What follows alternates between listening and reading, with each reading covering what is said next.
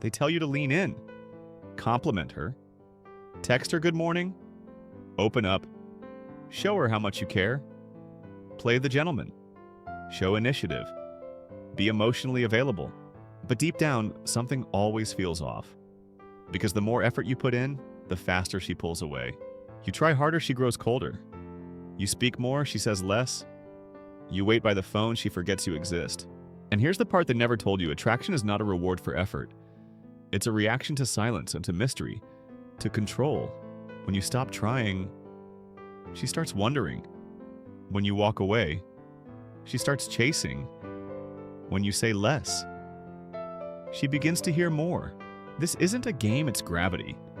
And by the end of this video, you'll know exactly how to stop chasing, stop convincing, and start watching women work for your presence instead. You text her a few hours late and her reply gets faster. You cancel plans without explanation, and suddenly she's clearing her schedule for you. You say nothing when she tries to provoke you, and now she's leaning in just to get a read. You didn't get colder, you just stopped giving warmth to someone who hadn't earned it. That's the difference. And it shakes something loose in her. You've flipped the dynamic. Not through manipulation, but through instinct. Because the man who doesn't try exerts a pressure that can't be measured. He's not cruel, he's not passive. He's just still. And that stillness drives her insane in a world that rewards men for noise. You used to think effort was currency. That the more you gave, the more she'd value you. You thought being thoughtful, considerate, consistent would eventually win her heart. But that's not how this works. That's how you get hired as a therapist, or a second choice, or a shoulder to cry on when she's done chasing the man who ignores her. The truth is uncomfortable, but it's clean. Women invest in men who make them feel uncertain. Not unsafe, but off balance. Uncentered. Awake. And this doesn't mean you become an asshole. It means you become unmoved. You hold your position in a world where most men fold the moment she gets distant. You don't react, because you know what she's doing testing. Not for love, but for power. If she can get you to flinch, she owns the frame. But if you hold still, say nothing, lean back, take no bait, something primal happens in her. She starts to orient around your silence. You become the mirror, and she sees herself uncomfortably. She wonders what you're thinking, who you're with, what you're not saying. And the more she guesses, the more she invests. That's the secret no one tells you. Attention without effort is intoxicating. The less you give, the more she imagines. And her imagination does more work than any text or compliment ever could. But most men can't stand that tension. The silence, the space. They crack. They reach out.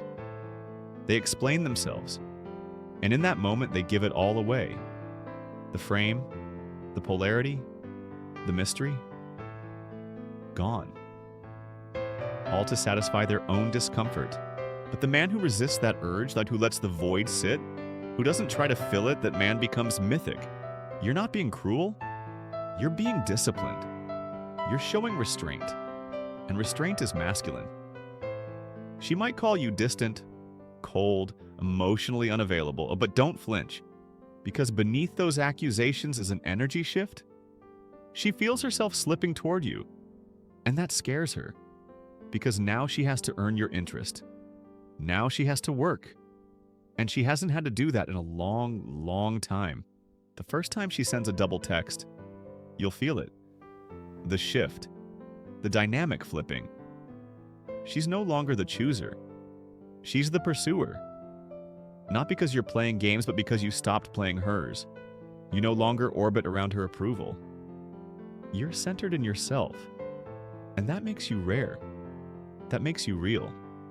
That makes you dangerous. When a man is okay with not being liked, not being picked, not being understood, he becomes magnetic. Because now he has no angle, no need, no desperation. He doesn't want to be wanted, he wants to be true. And women feel that in their bones. They can't articulate it. They just know this one's different. She'll test. She'll pull away. She'll try to trigger the old you, the chasing, texting, explaining you. But you won't bite. Because now you know her distance is bait. Her silence is the trap.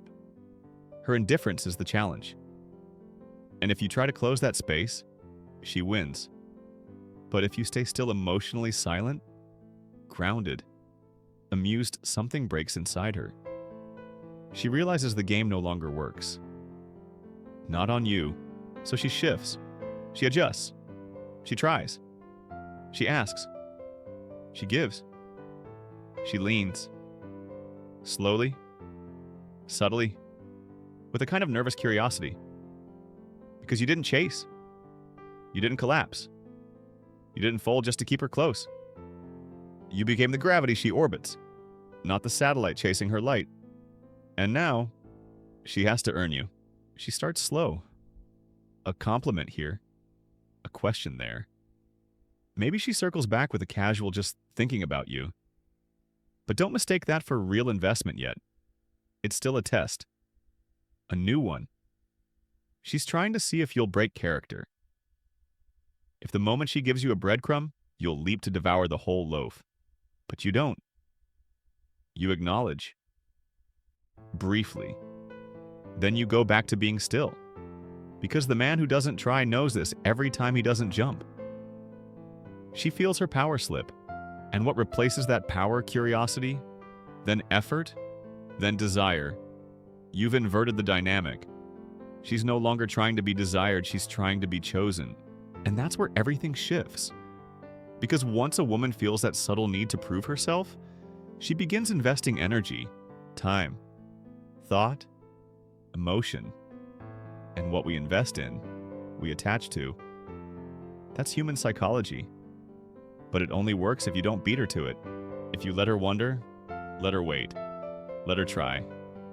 That's the paradox. When you stop trying, women don't lose interest, they gain it. Not because you're pretending to be busy, not because you're ignoring them out of spite, but because your attention is now sacred, rare, selective. And the moment a woman realizes she doesn't automatically get it, her instincts change. She doesn't want what's given. She wants what's earned. Now her imagination is doing all the work. Why isn't he trying? Is he seeing someone else? Did I do something wrong? But here's the twist. The more questions she asks in her own head, the less she wants answers. She wants feelings. She wants mystery. And mystery only exists in the absence of over-explanation. You don't need to clarify your intentions. You don't need to prove that you're a good guy. You don't need to explain why you didn't respond in 2 hours. You let her feel it. You let her think. And in that space between her expectation and your reality, she gets pulled in. You stop chasing because you realize that chasing is a symptom of lack. A man who chases is a man who doesn't believe he can attract. But when you truly believe that you don't need to pursue anyone to be valued, you begin to move differently. You speak less. You say more with your eyes, your body, your absence. And that scares her in the way that only a high-value man can. Because now, she feels seen. Not coddled, not praised, seen. For real. You're not there to please her. You're there to witness, to observe, to decide. And she feels the weight of that decision. She's no longer the one evaluating. She's being evaluated. And women will do more to gain the approval of a silent man than they will for the attention of a desperate one. That's when she starts to shift roles. She becomes the one texting first. She plans the meetups. She starts giving gifts, asking questions, leaning in, and it feels foreign to her because she's used to being the prize. But you never played that game. You were the standard. The thing she didn't know she wanted until she felt its absence. Because that's the part no one teaches you. Your absence is your power. When you don't rush in to fill the gap becomes magnetic. You're not doing less to manipulate. You're doing less because you understand your worth isn't in how much you give, it's in how much you withhold until it's earned. And once she earns it, the entire tone shifts. She listens more.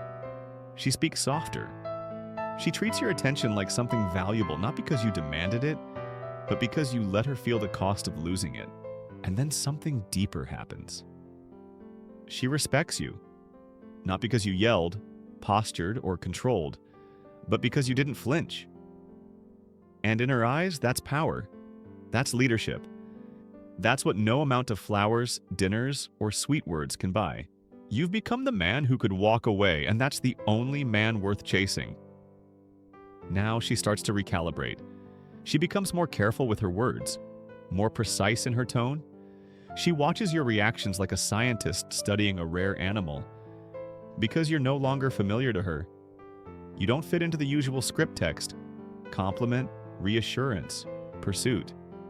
Instead, you respond with space, you acknowledge without chasing, you listen without leaning in.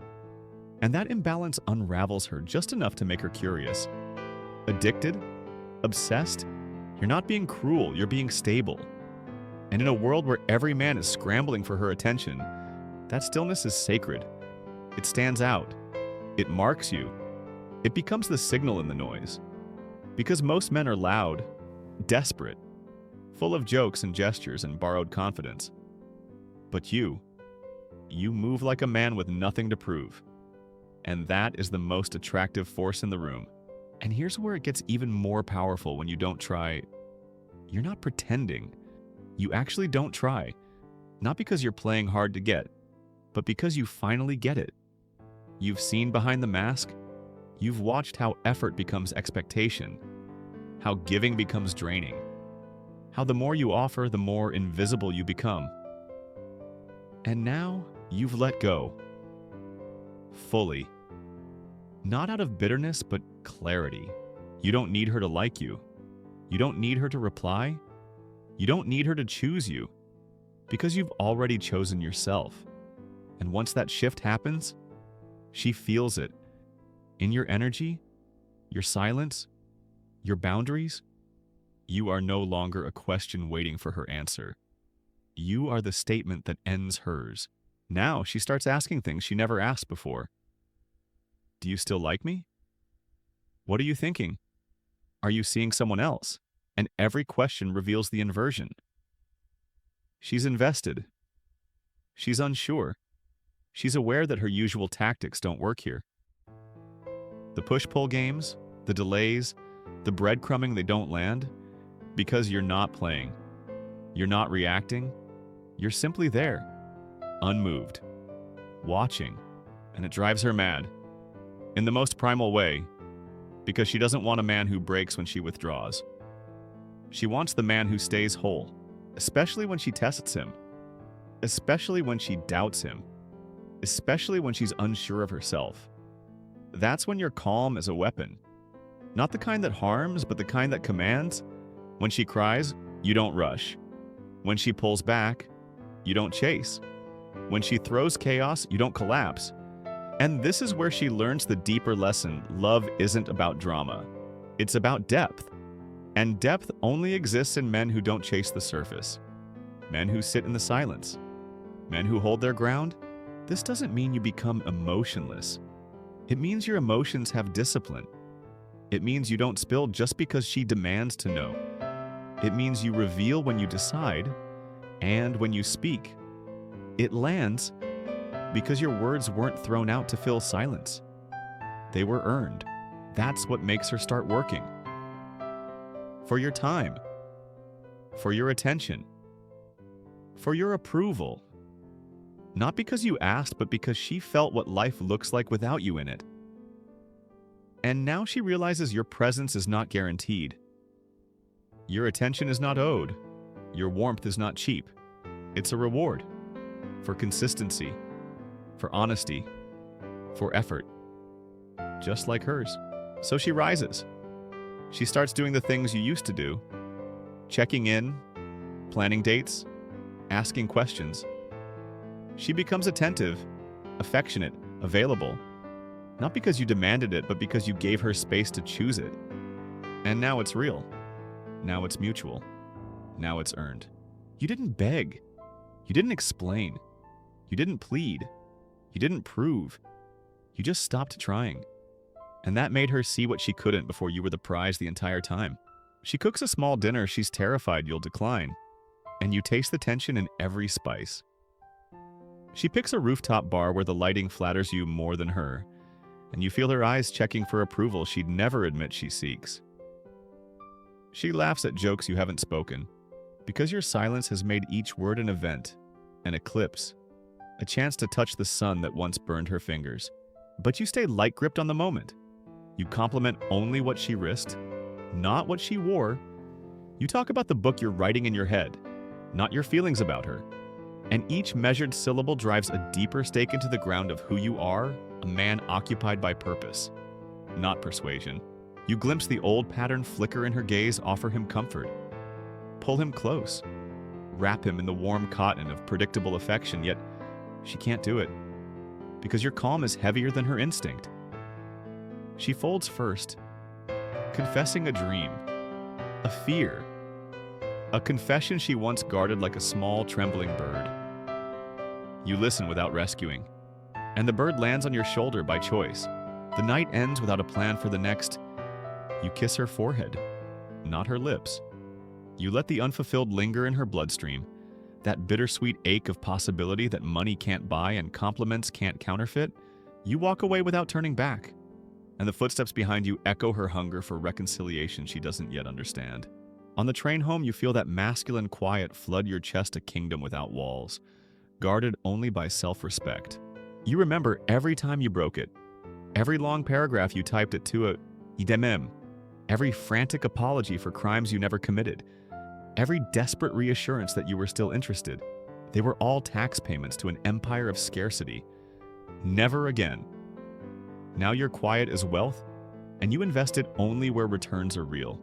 In the following days, you notice her rhythm shift. The good morning text lands before your alarm. A photo of the sunrise you didn't ask to see appears with the caption, "Thought of you." A question about your workout routine slides in where once she reported only her own day. You don't reward these sparks with fireworks.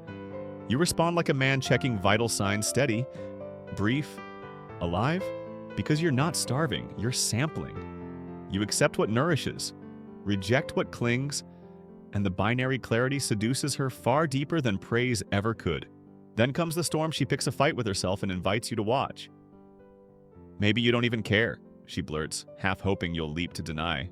You let the words lie on the table like spilled wine and simply hand her a napkin. You do care, just not about arguments designed to drag you back to the corner where weak men beg for peace. She sees that in your eyes. The room spins slower. The fight dies before it lives, strangled by the oxygen your patience refuses to provide. In its place rises a fragile honesty. She doesn't want reassurance. She wants gravity. She wants the center that holds while her world buckles. And now she knows you are it. Weeks pass and the people around you notice first. Her friends roll their eyes when she checks her phone for the 4th time in an hour. The guy who used to orbit her flirts harder, sensing her attention elsewhere. But she barely registers his existence. Because the puzzle has changed shape, she is no longer evaluating men. She is evaluating herself through your calm reflection. And calm is contagious. She starts mirroring it. Her texts shrink to quality. Her voice steadies. Her schedule expands to include the passions she once postponed in the chase for validation. You didn't make her better. You simply stopped trying to make her anything. And the empty space became a mirror she dared to polish. One night, she invites you over without a plan. No curated playlist, no scented candles arranged like runway lights to the bed. Just herself, barefoot, hair tied back, a nervous smile that says the performance ended hours ago. You sit on the couch and talk about nothing, your knees almost touch. Yet the electricity in the gap could power a city. She reaches to brush lint from your shirt. You catch her wrist, kiss the inside of her palm, release her without comment. The look she gives you is half gratitude, half surrender. She's understood value isn't in the taking, it's in the choosing. And you, unmoved, choose nothing lightly. Later, lying side by side in that hush before midnight, she asks what you're thinking.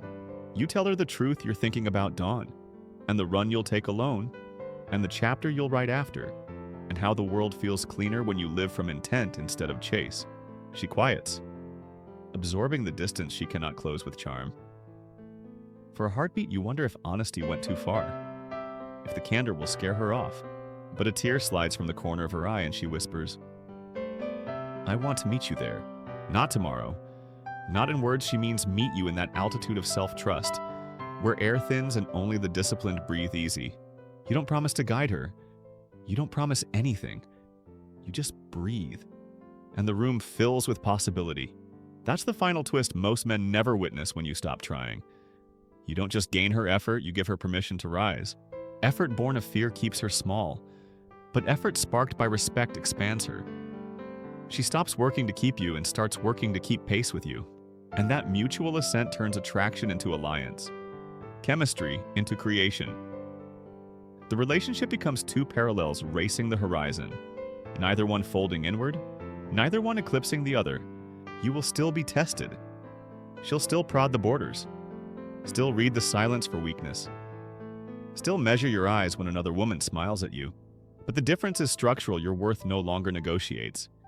You can lose her. Yes, you can grieve her. Maybe. But you will never again break the code to keep anyone. Because the code is this: the man who doesn't try never runs out of breath. He simply walks at the speed of his own heartbeat. And those who cannot match it watch him disappear into the future that called his name first. You don't keep her by closing the distance.